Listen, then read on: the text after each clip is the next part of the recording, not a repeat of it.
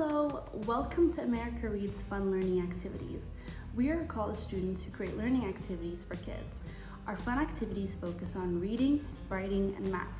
Thank you for joining us to learn today. My name is Hannah.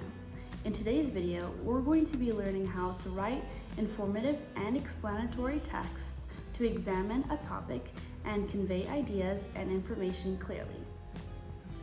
Today, we will first choose a topic, and then we're going to learn how to research that topic using books, computers, or tablets.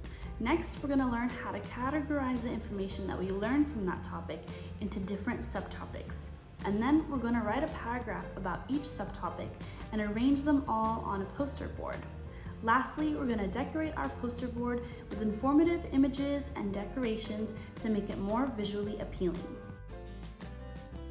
Before we get started on our activity, let's gather our materials. So what you're going to be needing for this simple writing activity will be a pair of scissors, glue or tape, colored pencils or markers, blank white paper, poster paper, cardstock, and access to a computer, tablet, or books. So the first thing that you're going to want to learn about today is how to find information for your projects using search engines like Google. So you could use your tablet or computer to complete the step, or you could do your research using books. So Google is like a treasure hunt on the internet. First, what you're going to want to do to research is type in what you're curious about in the search box and then press enter. So I am going to write the word flowers. Perfect. So you'll see lots of websites that will pop up as clues. So I will go down to all of the websites here. To pick the best website, look for websites that are made for kids. They're usually easier to read and understand. Websites that end in .edu or .gov are often very trustworthy because they come from schools or the government. Remember, if a website is hard to read or doesn't look nice and easy to move around in, it's okay to try another one.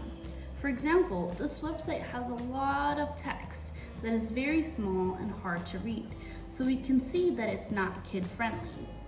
If you're not sure which website to use, make sure to ask a grown-up or teacher to help you find the perfect one for your treasure hunt. Here is a great example of a website that is made for kids. As you can see, it's very easy to navigate this website and go through it.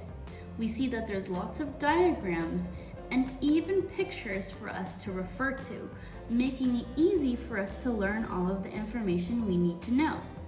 This website shows us the different parts of a flower.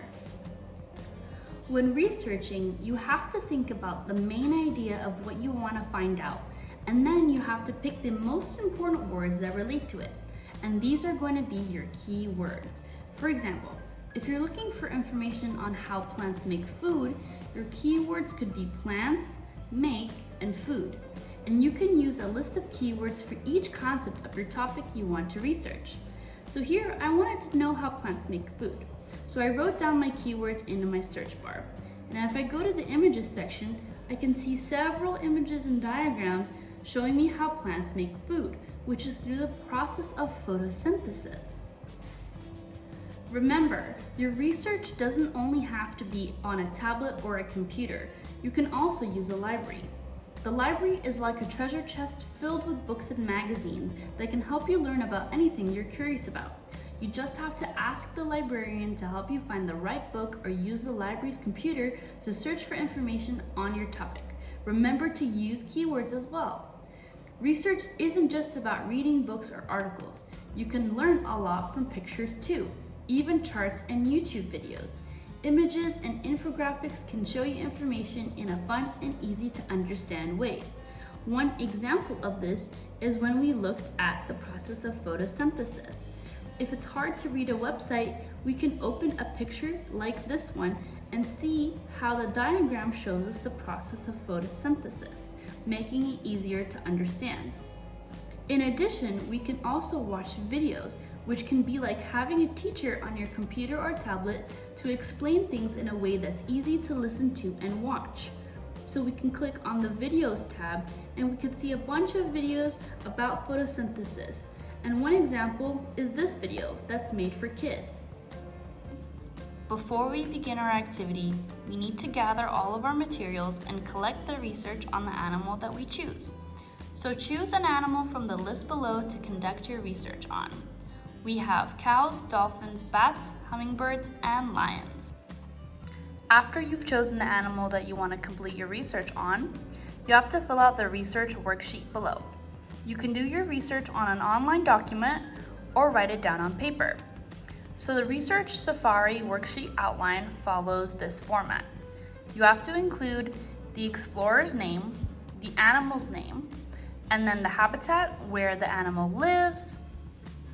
And then you have to write about the environment that it prefers, where in the habitat does it find its shelter, what does it eat, how does it get its food, and then some interesting facts like unique features, any behavioral aspects, lifespan, how long does it live, and then threats, if it's endangered, and or if it has any natural predators. After you conduct your research, you're going to want to start to make your index cards. The first thing you're going to do is take a blank sheet of paper and fold it in half, just like this. Then you're going to take your scissors to cut out the small rectangles for your index cards. For example, my research project is about lions, and I wanted to write about what it eats. So I made this index card. On the front I wrote, what does it eat? And then when you open up the index card, I put in my research, and inside I wrote, lions are carnivorous. They hunt large animals like zebras, buffalo, or antelopes. Now, continue to make these index cards for each of the different sections of your outline. After I completed all of my research, I made all of my index cards. So I have natural predators, endangered status, lifespan, behavior, unique features, how does it get its food, shelter, home, location, and what does it eat. Next, I took out my poster paper, I wrote my name, the name of the animal, and then I made a section for habitat, diet, interesting facts, and threats. Use your glue to stick on the index cards in the different sections.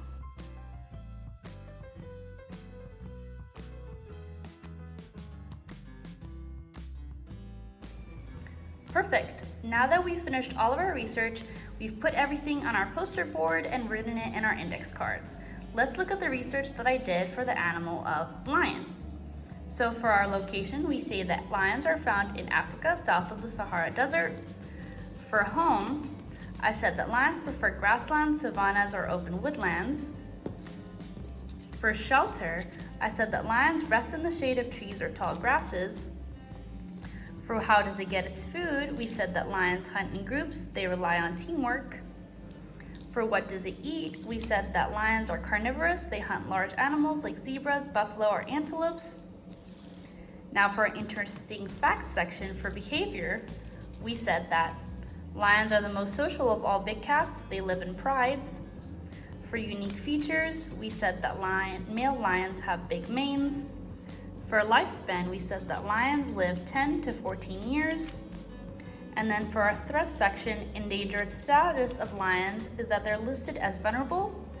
And lastly, for our natural predators, we said that lions have none, and that small lion cubs may be hunted by hyenas.